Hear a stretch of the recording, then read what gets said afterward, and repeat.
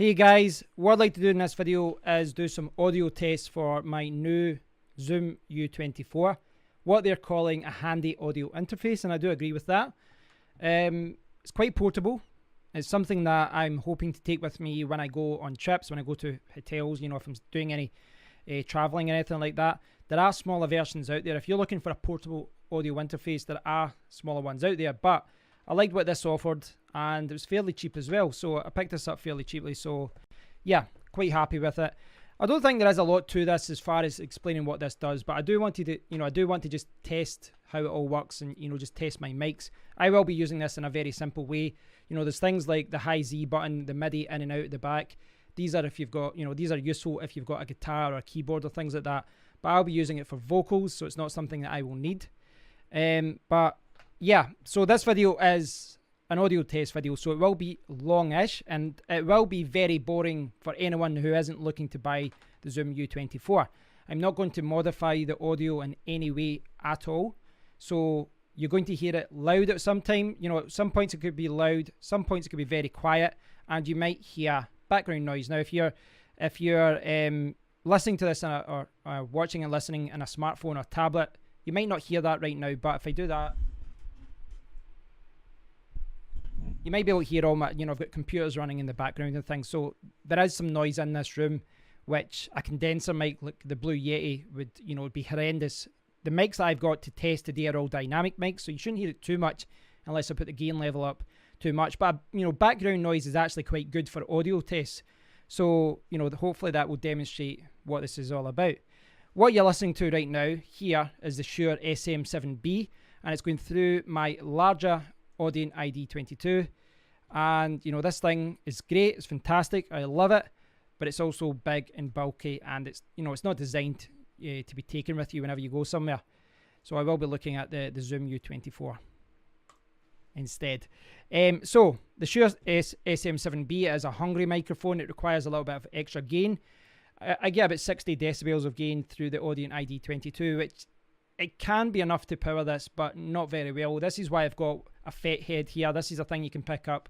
It's like 60 pounds or so, and it adds an extra 25 decibels of gain. So when I use this, when I use the Shure SM7B, again right now with the Audient ID22, but when I switch to the Zoom U-24, I will continue to use the FET head because this has 43 decibels of gain, which isn't enough to power this mic. So I do require the FET head to give it a little bit of a boost. So there's specifications out. You can check the website for all that, but you can see that it's 43 decibels of gain there.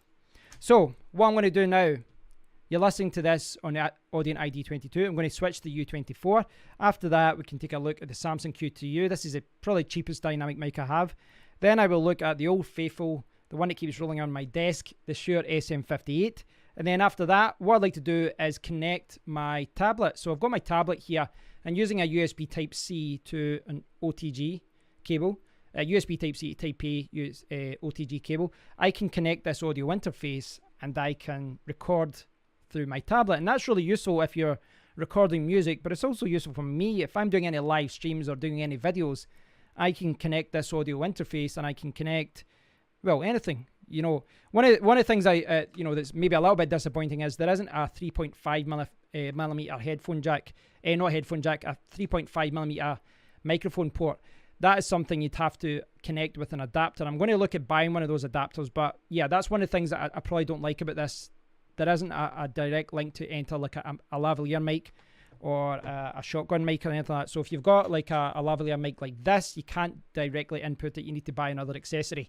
A little bit annoying, but it is what it is. So at this point, what I'm going to do now is switch over, and before I do so, quickly, I just want to show you what this is like when you do actually turn it on.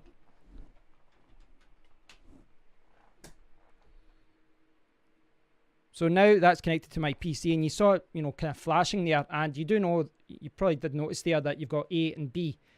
Make sure you always, when you're plugging in your XLR cable, when you're plugging in your microphone, you can plug this in. It might seem a little bit silly, but always make sure that you push the button. If these buttons are not pressed, red is activated, not red is not activated. Yeah, so when you plug it in, you know, you need to provide phantom power if that's necessary, but you also need to make sure that it's activated down the bottom. And that's pretty good as well. You know, you just have to make sure you activate channel 1 and 2. So, no further ado, let's test this out. So guys, you can see that I'm now connected up to the Zoom U-24, and I'm still using the Shure SM7B. I've literally just taken out my headphones and my XLR cable from the Audient ID22 and just transferred them over to this audio interface. You do obviously need the 1/4 inch jack for that, for the headphones.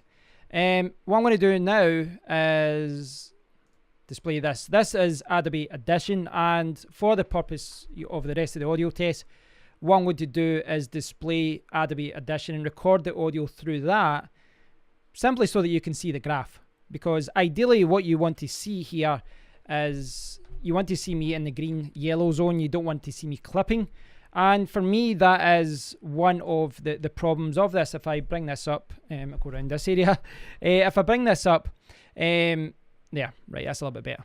So there, right. So it's weird because this is back to front in the camera. One of the things you'll see is you can see the flashing green light, right? So it's flashing green. Now, the gain level right now is only set at 3 or 4. And, you know, if I bring it down, it's going to go quieter.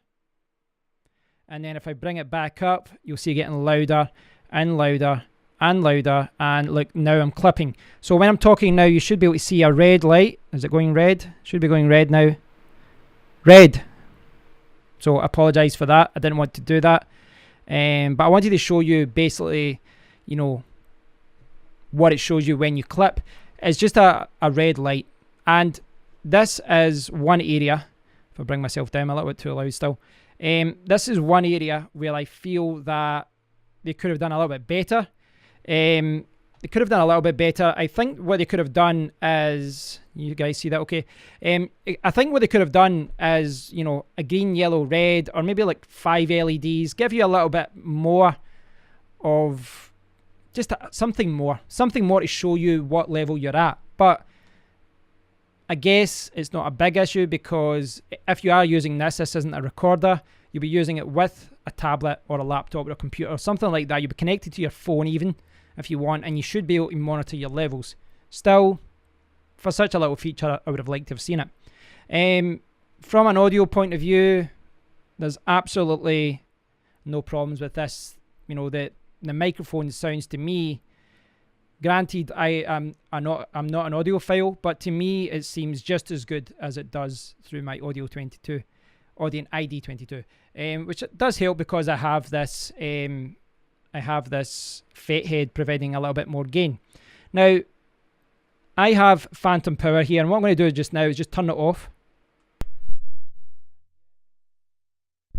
and then I turn it back on and you can hear something. So yeah, for a mic like this, you do need 48 volts, you do need phantom power. And, you know, this is all coming just from the USB cable that's connected to the PC. But when I connect to my tablet, well, you know, maybe I need batteries or something. We'll explore that in a second. We'll see how that got on with that. But there is an option for that down there. What I've been doing with my tablet was just connecting it separately using a USB cable, just right into the mains using a USB adapter. So what I'm going to do now is hook up the Q2U, and we'll see how it performs with that. So guys, you're now listening to the Samson Q2U. I was going to use this XLR cable, but now it's going to go to the bin because I heard interference. Need to jump on Amazon. Right, so this is another dynamic microphone. All the microphones I've got today are dynamic. Now I've got the gain level at this right now at 6. So I've got it at 6. I could probably do it a little bit higher. Now, obviously, in comparison to the Shure SM7B, you know, as you can see, I'm holding it in my hand right now. I don't have a shock mount. I don't have a mic stand. I'm just holding it in my hand. So you are going to pick up a little bit more handling noise. But the range in this, as far as how close you need to be to the microphone, is a little bit different. You know, if I'm sitting over here, you really can't hear anything until I come back to the microphone. Just the way that I've got it set up right now. Of course, I can go in, change the gain levels on Windows, and I can change the gain levels here as well. One thing I will say about the U-24 is you know, I've got my headphones there, and I've got it set up at 10. Forget it there. Sorry, these cables are in the way. Right, so the headphones are set at 10. You've also got this main out dial as well. And where I am just now, yes, I can pull down what I can bring down what I hear with the headphones dial, but I can also do it through the direct monitor. So through this, I'll bring this up for you. Through this direct monitor dial between the A and B button down the bottom, you can adjust not only the monitor but also your headphones as well. It seems to do both. So yeah, again, I think that, you know, this is a very, very good audio interface. I think I am showing that. But the difference in audio quality right now, well, you know, you're talking about a £350 mic with another £50 for the FET head for the audio gain. So you're talking £400 worth of equipment versus, I think I paid like 40 at the time. So this is a much cheaper microphone. So what I'd like to do now is change over to the SM58. So jumping back to the world of Shure.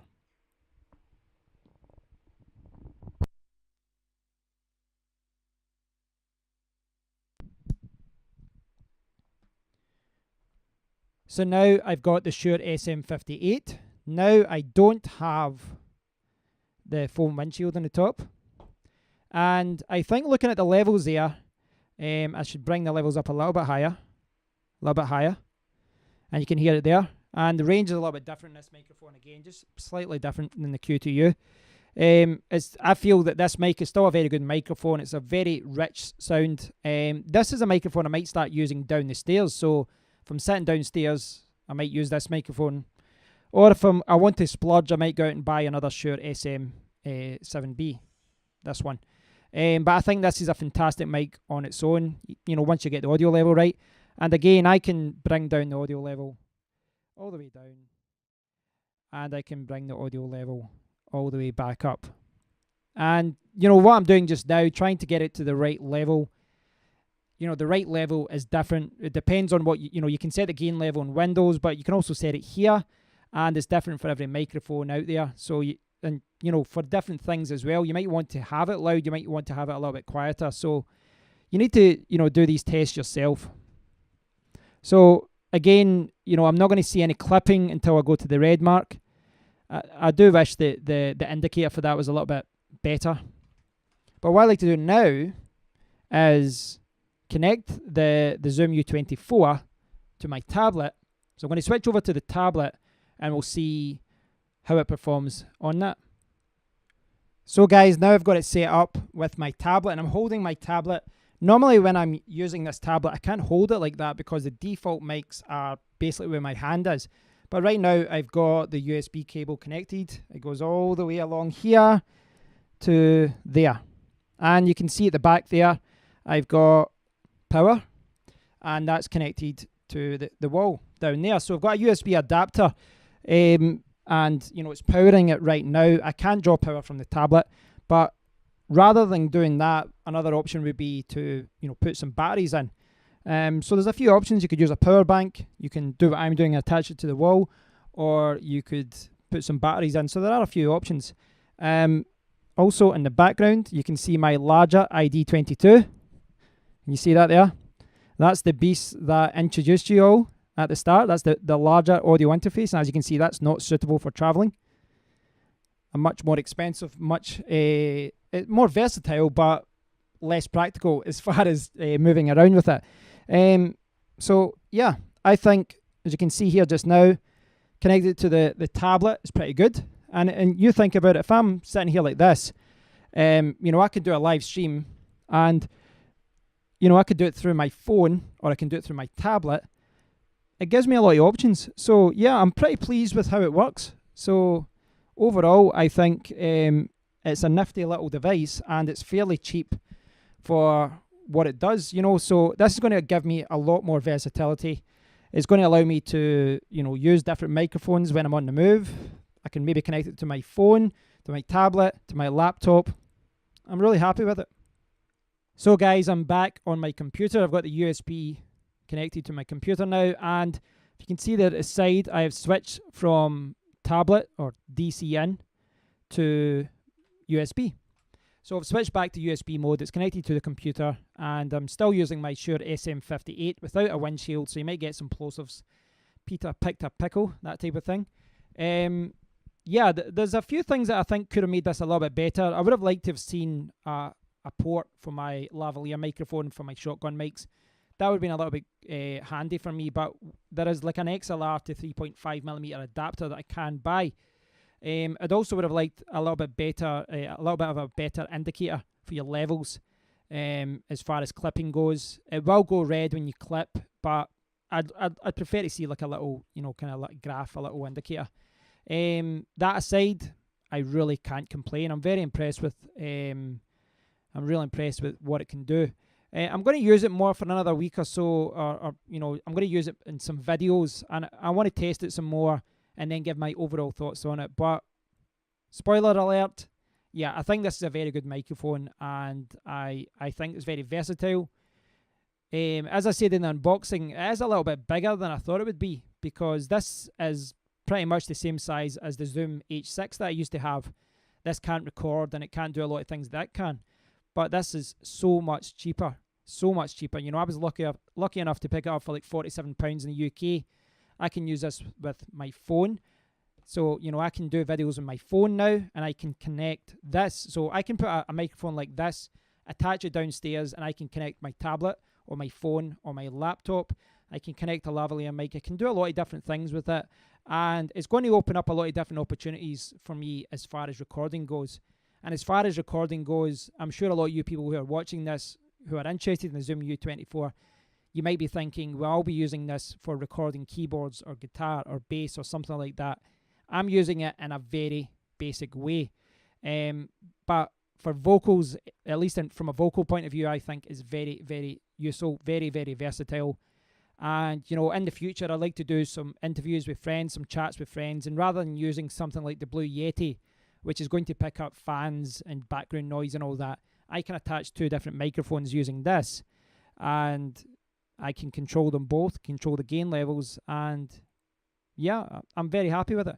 So I hope you've enjoyed this video. I realise I haven't touched upon every single feature of it, but, you know, I've not talked about the midis or the high Z or the line in and outs there at the top. But yeah, I hope you've enjoyed the video, guys. Please stay tuned. I will do some more videos, you know, just regular videos using this. I want to test it some more, and then I'll give my overall thoughts on it. But yeah, I do think that this is a fantastic little device, and I do think that it is worth the money.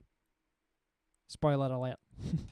Right, guys. Thanks for watching, guys. If you get any questions about it, please do leave a comment below. Hope you've enjoyed the video. Share, like, and all that, and I'll speak to you all in the next one. Take care.